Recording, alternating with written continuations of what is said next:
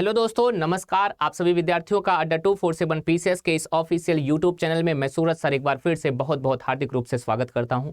दोस्तों, जैसा आप सभी लोग जान रहे हैं, अभी हाल ही में रविवार को नेपाल के पोखरा में प्लेन क्रैश हुआ जिसमें 42 लोगों के मारे जाने की खबर थी और उसमें टोटल मिलाकर के जो विमान था वो काठमांडू, नेपाल की राजधानी काठमांडू से पोखरा के लिए रवाना हुआ था, लेकिन वो रास्ते में किसी कारणवश क्रैश हो गया। वजह क्या थी इसके बारे में भी कोई खास जानकारी नहीं मिली है। लेकिन नेपाल में प्लेन क्रैश हुआ उसके बाद अभी आज 16 तारीख 17 ये आज 18 तारीख है। 18 तारीख की जो खबर है, अभी जो यूक्रेन की राजधानी कीव है, यूक्रेन की राजधानी कीव के पास भी प्लेन क्रैश हो गया और उसके प्लेन क्रैश होने से 16 लोगों की मृत्यु हो गई और यूक्रेन के गृह मंत्री भी उसमें बैठे हुए थे। तो यूक्रेन में भी हेलीकॉप्टर क्रैश हो गया है, यह भी आप लोगों को याद रखना है। यह बड़ी भीषण दुर्घटना है और यूक्रेन को आप लोग जानते हैं गेहूं का कटोरा कहा जाता है और यूक्रेन के पास ब्लैक सी अर्थात काला सागर पड़ता है, यह भी आप लोगों को जानने रहना है। एक तो यूक्रेन और रशिया में वार भी चल रहा है, वो अलग सिचुएशन है। और अभी हाल ही में क्या हुआ, यूक्रेन की राजधानी कीव के पास एक प्लेन क्रैश हो गया, मतलब प्लेन क्या, हेलीकॉप्टर क्रैश हो गया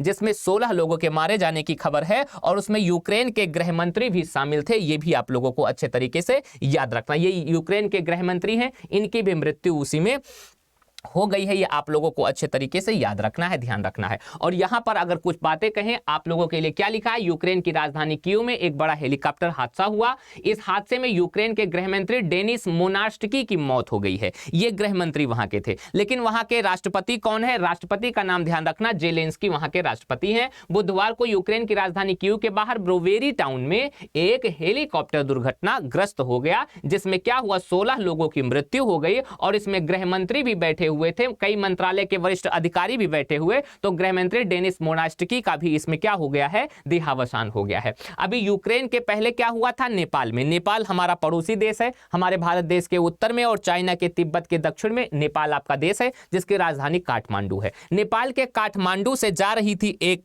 प्लेन जो कि पोखरा के लिए रवाना की गई थी। तो काठमांडू से जब वो पोखरा पहुंचने वाली थी तभी रास्ते में क्या हुआ, उसका वो प्लेन जो हो गया वो आपका क्रैश हो गया। ये दुर्घटनाग्रस्त स्थल है, इसमें आपको याद रखना है पोखरा के पास सेती नदी है, उसी सेती नदी की खाई में गिर गया प्लेन।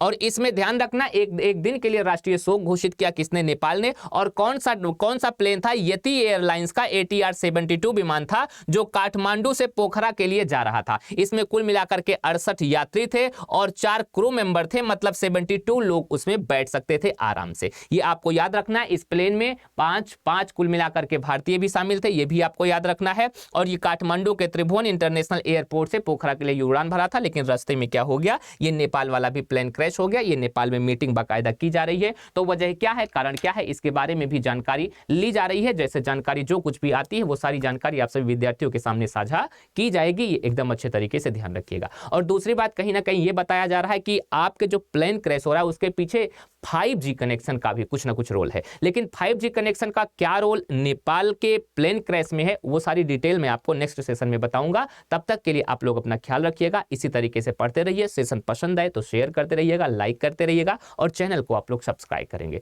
मिलेंगे नेक्स्ट वीडियो में, तब तक के लिए अपना ख्याल रखना। नमस्कार, धन्यवाद, जय हिंद, जय भारत।